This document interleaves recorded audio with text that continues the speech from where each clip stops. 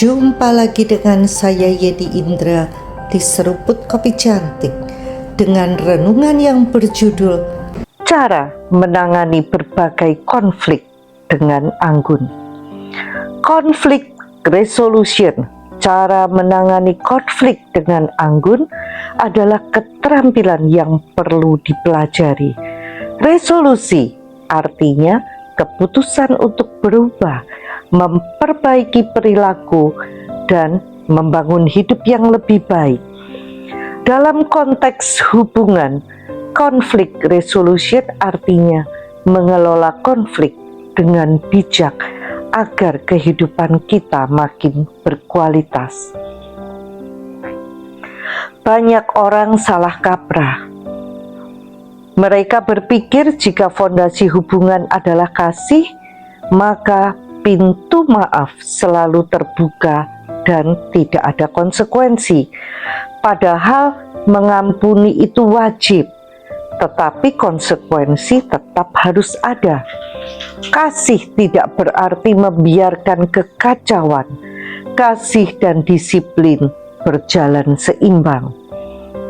Guru kami, Carrie Pickett, sering membagikan prinsip-prinsip praktis disertai contoh kasus.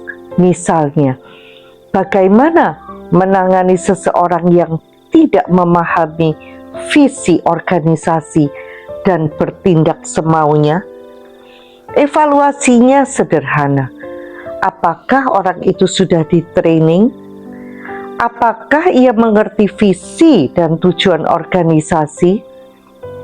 Apakah ia tahu apa yang diharapkan darinya? Kalau semua sudah jelas, barulah diajak berbicara dengan kasih.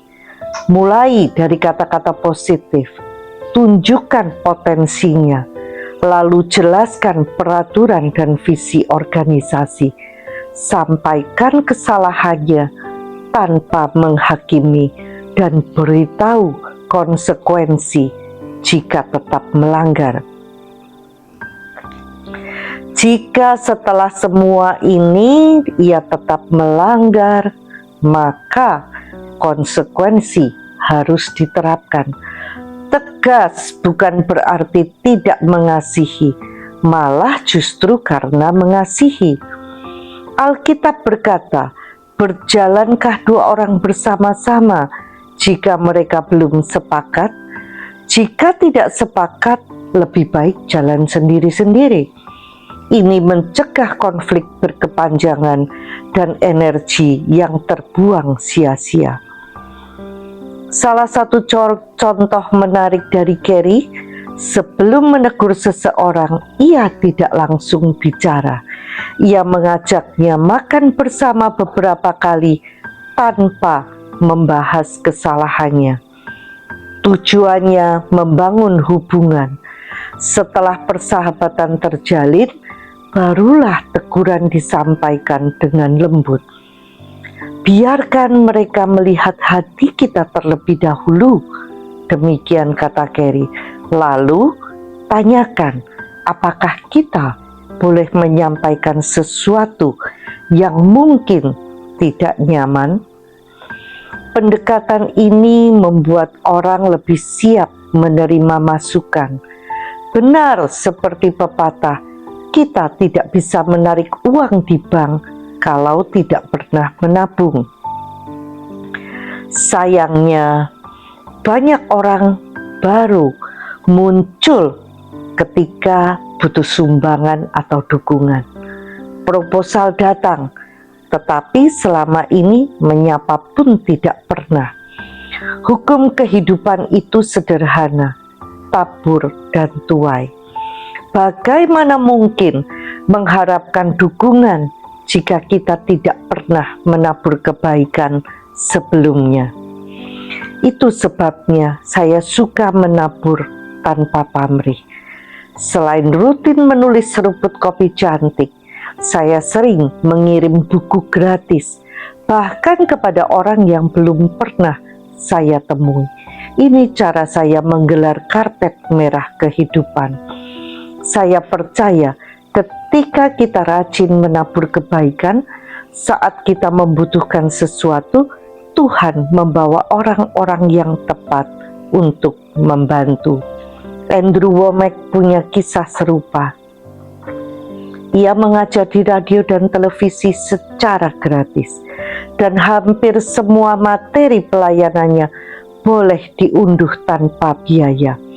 Ia bahkan mendorong murid-muridnya memberi untuk pelayanan tamunya, meski Andrew sendiri sedang membangun gedung jutaan dolar. Ia tidak takut kekurangan. Inilah rahasia mindset kelimpahan. Tuhan punya lebih dari cukup untuk semua orang. Andrew menabur di mana-mana.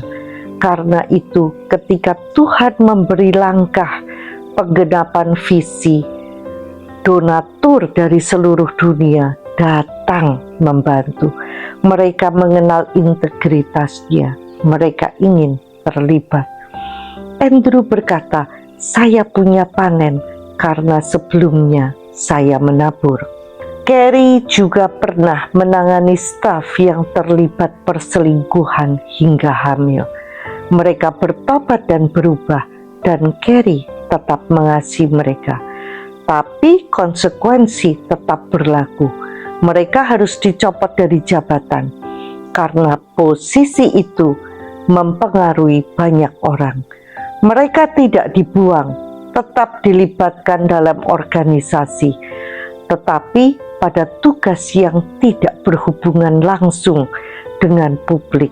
Kepercayaan harus dibangun kembali. Trust must be earned. Karena benar kata Warren Buffett, dibutuhkan 20 tahun untuk membangun reputasi dan 5 menit untuk merusakkannya. Kepercayaan itu mahal. Sekali pecah, sulit kembali utuh. Belajar yuk menangani konflik dengan anggun, penuh kasih tapi dengan tegas. Sampai jumpa di episode berikutnya bersama Yeni Indra di Seruput Kopi Cantik. Tuhan memberkati.